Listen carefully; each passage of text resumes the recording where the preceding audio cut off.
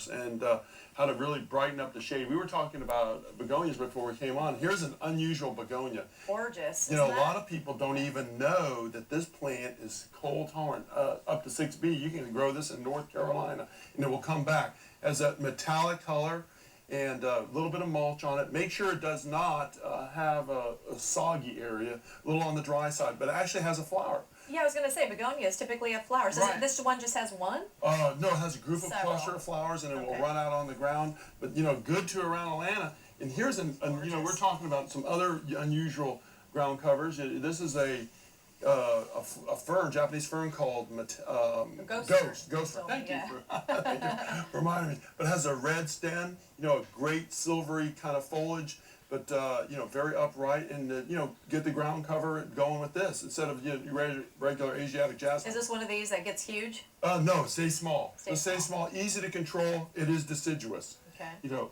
here, if you live in the beach area, you know, and this is a begonia, also can be planted in the ground. Take a look at that color on that thing. Underneath the leaves, again, the stems are beautiful.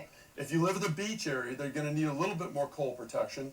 There's a snail coming in for a meal. But, you know, here's a great plant for contrast. You know, I use another shade-loving shrub. You put these two together, even without a flower, you have a fantastic color combination. Gorgeous. Cuba japonica gold strike. Let me see. We got another one, another begonia. This was called the Little Darling. I don't make up the names for these things, but you know, it has that great kind of a pinwheel lime green color. Again, this one's going to be a little more cold sensitive at the beach, you know, area underneath a tree to make sure it stays out of the real extreme differences. Are gorgeous. They've got little hairs along the edges of them. They're beautiful. They're pretty. You know, you put that with here's a great plant combination. Look at that right there.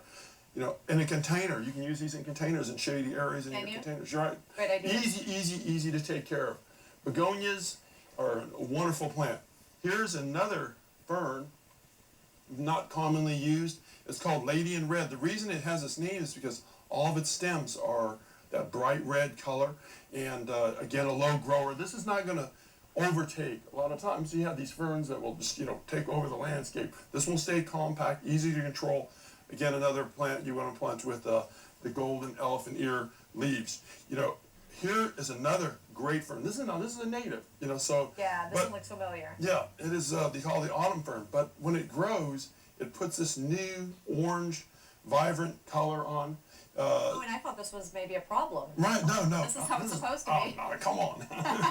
Well, it matches your clothes. Well, thank you. But it's a great color. Easy to grow. You know, ferns like it in some shade, and they can tolerate a little bit of sun. You know, in your growing environment, you want to make sure they're keeping dry, not soggy. They don't like it really soggy. Good to know. And a little bit of fertilizer, and they're going to be very luxuriant growth on them. Fish emulsion is my favorite stuff. You probably know that. Never.